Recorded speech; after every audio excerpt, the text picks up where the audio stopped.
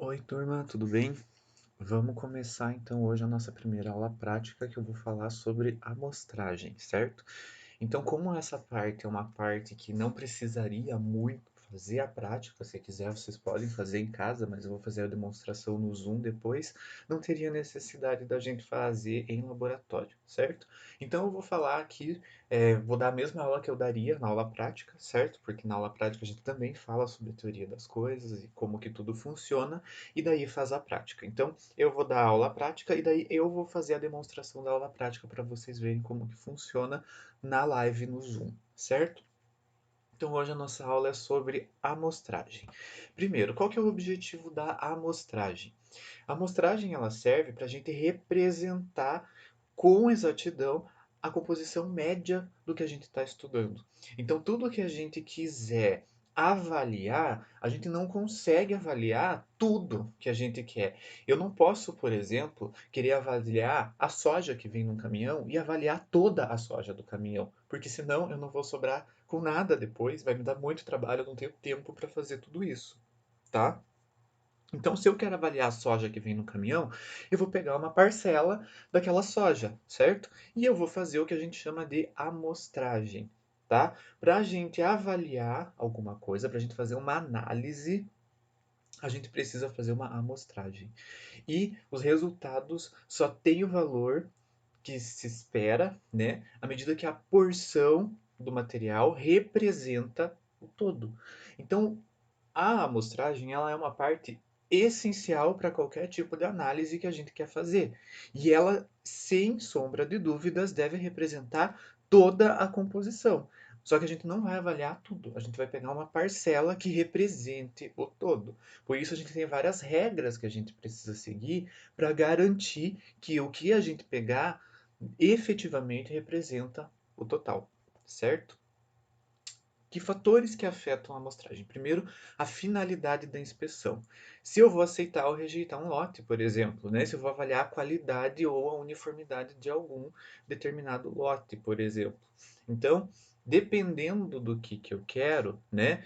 Eu vou fazer uma amostragem diferente, certo? Então, se for aceitação ou rejeição, eu preciso ter, né, uma amostragem muito bem feita, né? Se eu for ver a uniformidade também. Então isso influencia, né? São fatores de amostragem. A gente faz uma amostragem de acordo com a finalidade que a gente quer. A gente vai avaliar alguma coisa para aceitar, rejeitar, avaliar a qualidade ou determinar a uniformidade, certo?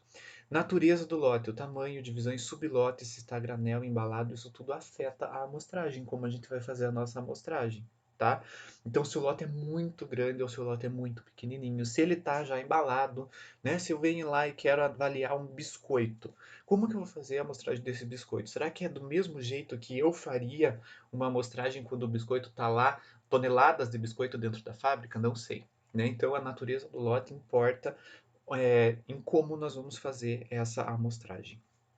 Natureza do material em teste, se ele é homogêneo, se ele não é, se ele tem um tamanho só, a história prévia, o custo disso daí, porque se a minha amostra custa muito caro, eu não vou poder gastar muito, eu tenho que reduzir a minha amostra, certo? Reduzir a minha amostragem para que eu não tenha desperdício, um gasto não necessário para fazer essa análise, tá? Então a natureza do material em teste importa muito, né?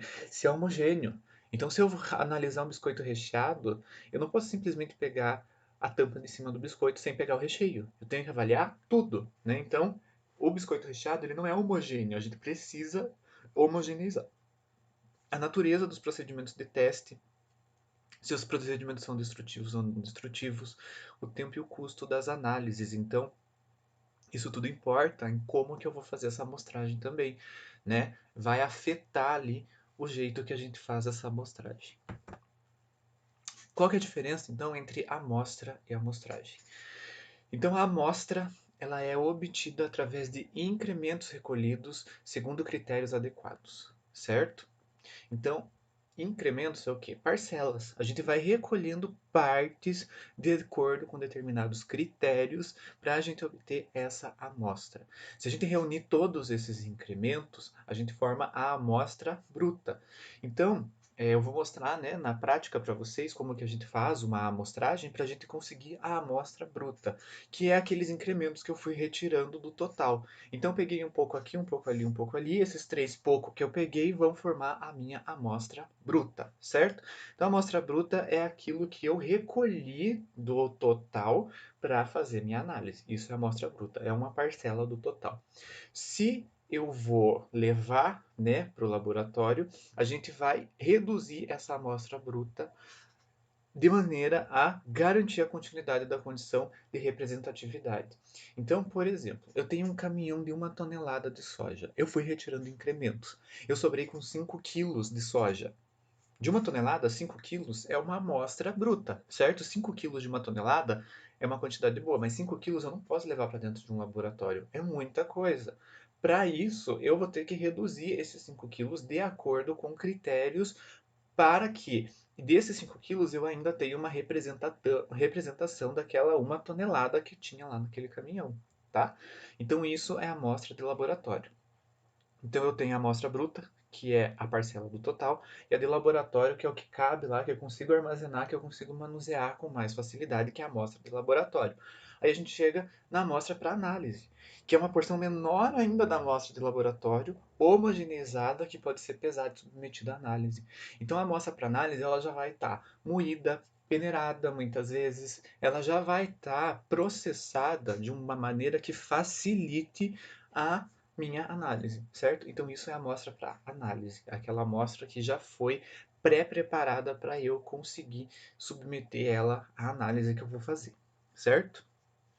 Todas as nossas práticas se desenvolvem em torno das análises que nós vamos fazer, análise físico-química de alimentos. Então, nós vamos ter que fazer a amostragem, né, de todos os nossos produtos para recuperar amostras e essas amostras que vão ser submetidas ali à análise, ok? Quais são as etapas da amostragem, então? Coleta da amostra bruta, preparação da amostra de laboratório e preparação da amostra para análise. Então, a amostragem ela parte de 3 processos, tá? Então, a amostra bruta, de laboratório e para análise, que a gente acabou de ver. Essas são as etapas para a gente fazer uma boa amostragem, ok? Aspectos fundamentais sobre a amostragem. Primeiro, ela deve ser representativa da totalidade. Ela não pode ser só um pedacinho, ela tem que representar o todo.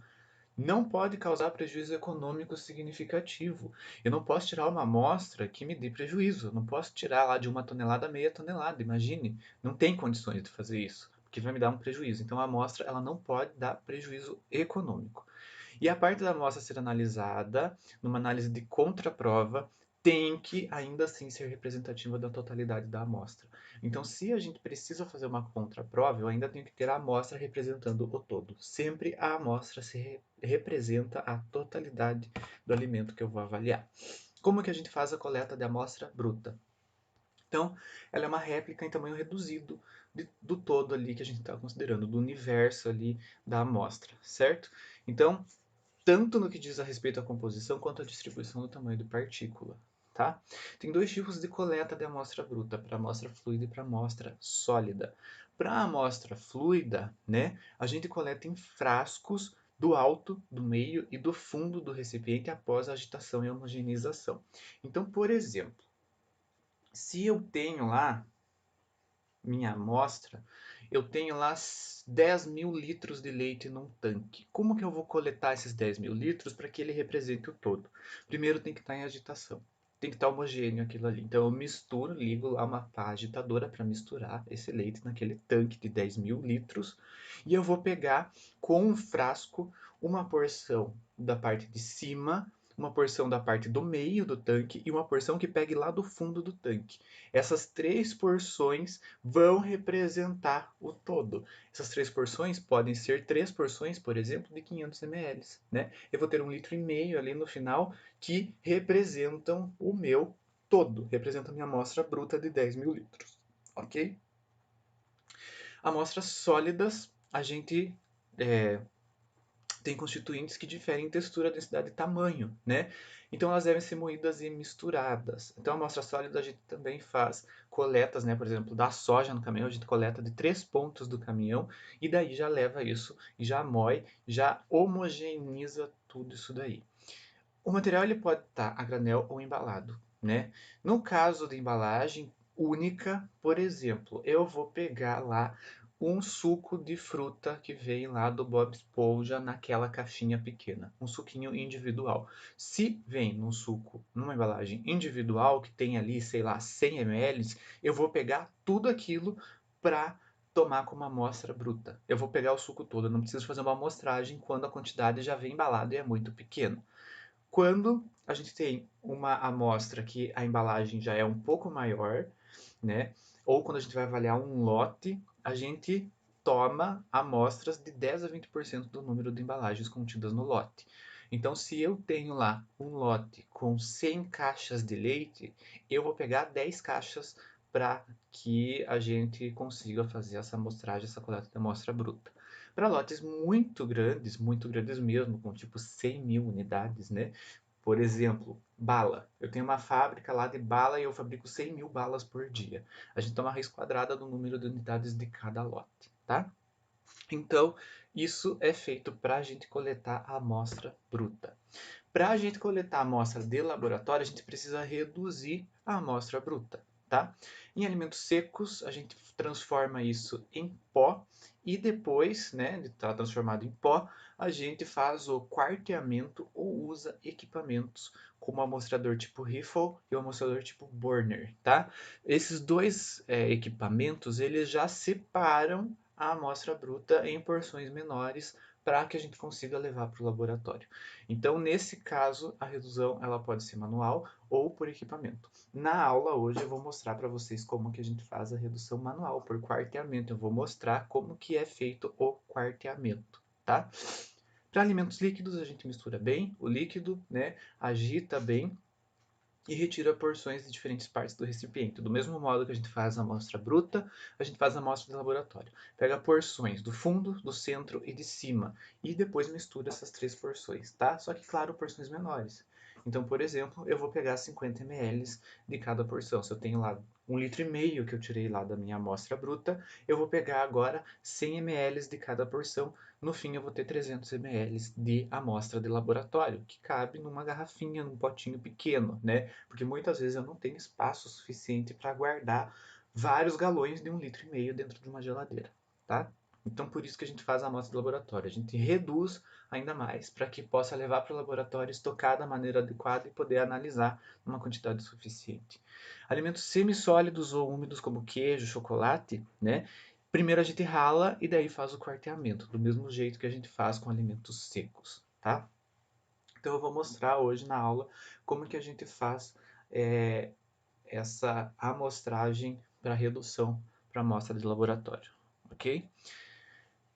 Para alimentos úmidos, como carnes, por exemplo, como será que a gente faz a amostra de carne? A gente pica, moe e daí mistura tudo. Então, se eu tenho um pedaço de carne que eu quero avaliar, eu tenho que moer toda ela e essa carne moída é que vai ser usada para levar para o laboratório.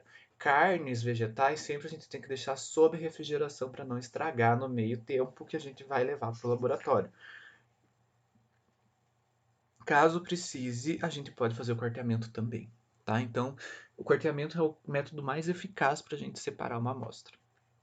Para alimentos semi-viscosos ou pastosos, tipo pudim ou molho, e líquidos contendo sólidos, como compota de fruta, vegetal, milho, por exemplo, enlatado, né? Essas elas são trituradas em liquidificador ou bag mixer, né? Que é uma sacola que mistura tudo, e essa papa que vira, né? É retirada daí para análise. A gente pode separar também em quarteamento se necessário. Mas muitas vezes esses pudins, molhos e tal, eles já vêm numa quantidade pequena, a gente só precisa homogeneizar eles. Porque como eles têm pedacinhos dentro, esses pedacinhos não podem ir separado para fazer uma análise, tem que estar tudo muito bem homogeneizado. Então a gente homogeneiza esses tipos de alimento. Alimentos com emulsão, tipo manteiga e margarina, esses a gente precisa com certeza deixar eles líquidos primeiro. Então a gente aquece a 35 graus num frasco e daí homogeneiza isso daí, e daí a gente retira as alíquotas, certo? Então quando a gente está lidando com emulsão, a gente precisa primeiro derreter. Então, manteiga e margarina a gente derrete para separar as amostras, ok? Frutas, as grandes cortadas ao meio, certo? As pequenas simplesmente são jogadas inteiras no liquidificador e a gente bate tudo, faz um purezinho dessas frutas para que ela tenha uma parte do todo. Então, para que ela tenha um pedaço de casca, de caroço, de semente, tudo dela tem que estar ali dentro da minha amostra para que eu consiga avaliar, certo? Então, frutas a gente sempre moe tudo e faz um purezinho de tudo. Geralmente, todas as análises de alimento a gente vai ter que homogeneizar muito bem esses alimentos para que a gente não tenha desvios ali no meio das nossas análises, ok? E aí a gente chega na amostra de análise. A amostra de análise é o preparo para a análise. Então a gente vai preparar aquela amostra dependendo da análise que ela vai sofrer, o método analítico que ela vai ser submetida. Então cada tipo de análise tem um pré-preparo específico, tá?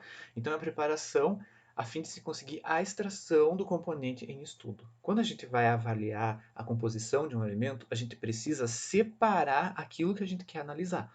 Então, se eu estou com um alimento e eu quero avaliar a proteína, eu tenho que preparar a minha amostra para tentar isolar essa proteína ali do meio. Eu tenho que tirar a água, as fibras, as cinzas, a gordura para que no final sobre só a proteína. Se eu quero avaliar as cinzas, eu tenho que tirar os carboidratos, tenho que tirar as gorduras, tenho que tirar as proteínas, tenho que tirar a água para sobrar só a cinza.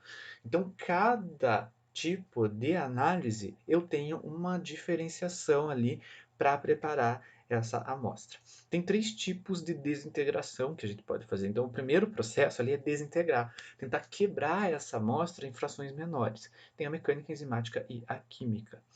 Dependendo do tipo que eu uso da desintegração, eu vou já separar os componentes que eu desejo, né? Então, desintegração mecânica é moinho, né? Tipo martelo ou outros tipos de moinho que a gente possa ter para que a gente consiga triturar e desintegrar o mais fino possível. Desintegrar o mais fino possível ajuda a entrar em contato com reagentes, a gente separar já frações menores desses alimentos. A enzimática, então, quando a gente vai fazer fibra, por exemplo, a gente usa enzimas que degradam todos os componentes menos as fibras, né? Degrada os açúcares ali, degrada tudo que é carboidrato, só deixa as fibras. Ou a gente quer tirar as fibras, a gente usa uma enzima que quebra a fibra e sobra só o restante. Proteases, amilases, a gente pode usar várias enzimas que quebram as partes específicas que a gente não quer e deixa só o que a gente quer. E outro tipo de desintegração é a química, onde a gente usa vários agentes químicos para quebrar os componentes que a gente quer quebrar e deixar os que a gente quer que deixe. Então, por exemplo, a gente consegue fazer análise de cinzas desintegrando quimicamente toda a minha substância com um ácido muito forte. O que não vai ser integrado são as cinzas. Então, eu quebro tudo menos as cinzas. Posso quebrar proteínas para liberar nitrogênio, e eu quero analisar o nitrogênio. Então, dependendo do que eu vou fazer, da análise que eu vou fazer, eu posso fazer diferentes tipos de desintegração, ok? Como é que a gente preserva a nossa amostra? Então, algumas análises levam 2, 3 dias, às vezes não dá tempo de fazer todas as análises no mesmo dia, a gente tem que guardar a amostra para ir fazendo aos pouquinhos, para a gente no final de todo o processo conseguir avaliar a amostra no total, né? Avaliar todas as composições ali que tem dentro dela. Se eu não consigo fazer no mesmo dia, tem que ter o jeito correto de guardar essa amostra para que ela não se deteriore e não mude a composição. Esse é o problema, né? Eu podia deixar ela ali, mas às vezes aí começa a crescer fungo, o fungo libera a protease, quebra as proteínas. Se eu for analisar a proteína, eu vou ter uma composição diferente, até que o fungo ele é composto por proteína. Então eu posso ter uma diminuição ou um aumento, eu não vou nem saber o que eu estou analisando mais. Se é o alimento, se é o fungo, se é o alimento deteriorado, se é o fungo que cresceu demais, eu não vou saber de onde que vem aquela proteína. Então é muito importante que a amostra ela seja o mais fresca possível e seja analisado o mais rápido possível, que eu não guarde por muito tempo. Se eu precisar guardar, eu tenho que prestar atenção nesses parâmetros aqui.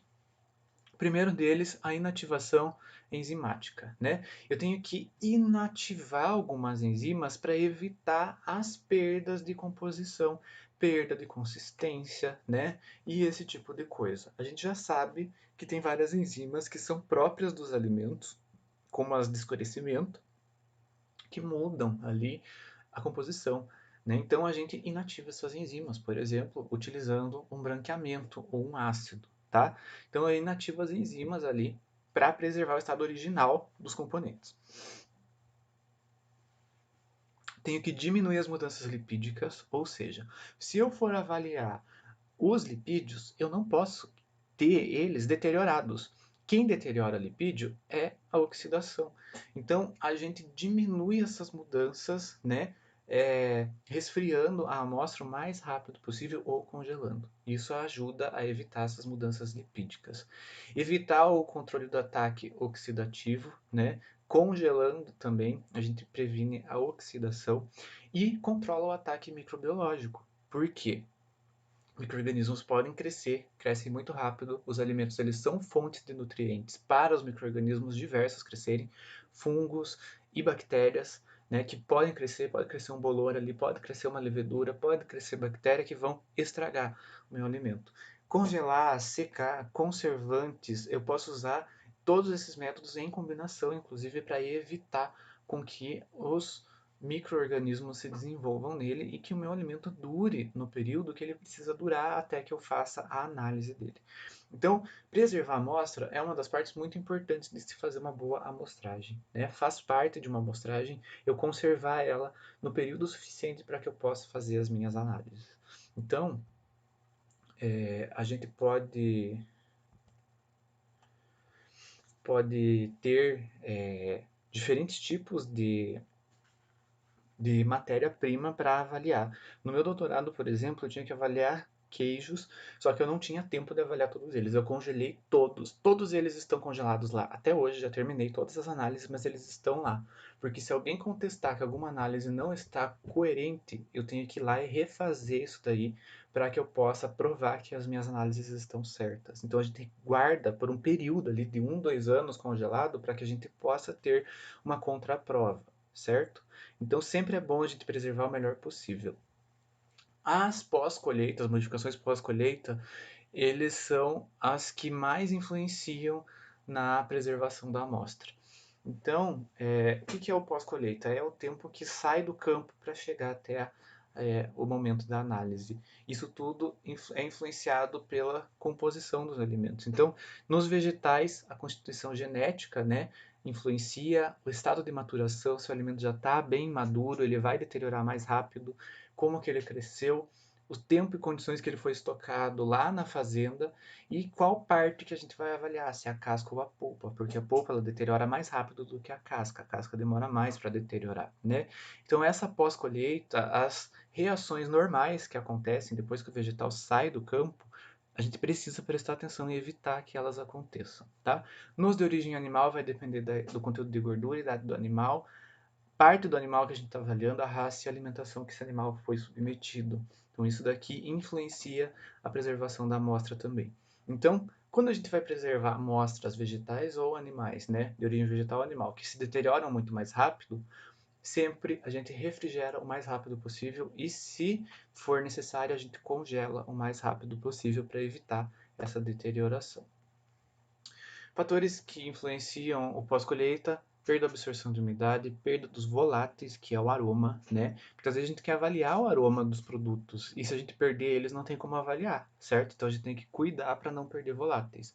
Decomposição química ou enzimática, a oxidação causada pelo ar que entra durante a homogeneização. Então se a gente vai bater, o ar que vai entrar lá pode oxidar o alimento. Então se eu vou analisar uma maçã e vou processar essa maçã, a maçã vai oxidar inteira, né? Ela vai ficar inteira marrom, aquele líquido, aquela papinha que eu fizer. Então eu tenho que prestar atenção nisso, né? Evitar com que isso aconteça. Remover materiais estranhos que possam ter galhos, folhas, né? Que possam estar em contato ali e mudar a nossa análise. Ataque por micro-organismos, né? Deteriorando as amostras. E contaminação com metais, por exemplo, por causa dos moedores. Os moedores muitas vezes usam lâminas de metal que pode contaminar. Quando a gente vai avaliar os metais que tem nesses alimentos, muitas vezes pode ser metal que veio da lâmina e não veio do próprio alimento. Então tem que tomar cuidado com esse tipo de coisa aqui. Pontos importantes, então, para a amostragem: usa o saco plástico ou frasco de vidro? Depende, né? Se for usar saco plástico, a gente desinfeta ou esteriliza ele, e sacos de tamanho pelo menos de 1 litro para caber tudo. Frasco de vidro de 200 ml, pode ser do tipo Arjec com tampa de metal, ou com tampa de plástico, desde que a gente consiga ferver e esterilizar, né?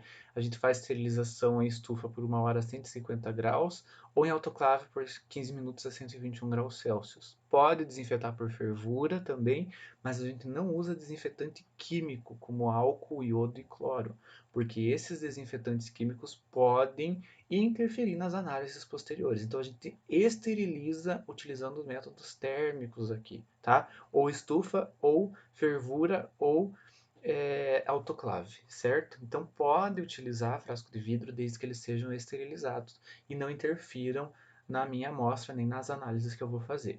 Saco plástico eu acho bem mais prático para a gente estocar as nossas amostras, né? E manter eles ali do jeito que a gente quer, é mais fácil de guardar, e ele já vem esterilizado da fábrica. Utensílios que a gente usa para coleta, né? Então, cada tipo de alimento tem um utensílio específico. Sempre tem que ser desinfetado com álcool e flambado. Então a gente passa no álcool e taca fogo e deixa o álcool terminar de pegar fogo ou fervido, né? Então esses utensílios têm que ser esterilizados, porque algumas vezes eu vou fazer análise microbiológica, eu não posso contaminar o meu alimento, né? Então sempre esterilizado. Quantidade, no mínimo 100 gramas úteis do material. É o suficiente para fazer todas as minhas análises, ok? Então a gente vai diminuir a amostra bruta para 100 gramas na amostra de laboratório. Armazenado ou 72 horas com refrigeração, né? Ou a gente congela as amostras, certo? Então não pode entrar água do gelo durante o transporte. A gente precisa, né, quando for transportar, não acrescentar água nesse produto, certo? Então ter certeza que está tudo muito bem vedado, muito bem fechado, para que não entre água durante o transporte, né? E no caso aqui de água, sucos e refrigerantes, de preferência não congelar as amostras, porque a gente pode mudar a composição, a gente pode perder água, né? Isso não é muito bom. Então a gente congela amostras não líquidas, né? Principalmente sólidas ali, certo? Aqui eu vou mostrar para vocês no Zoom o amostrador rifle e vamos falar um pouquinho sobre o amostrador Borner também, tá? Então a gente se vê lá no Zoom para terminar essa aula.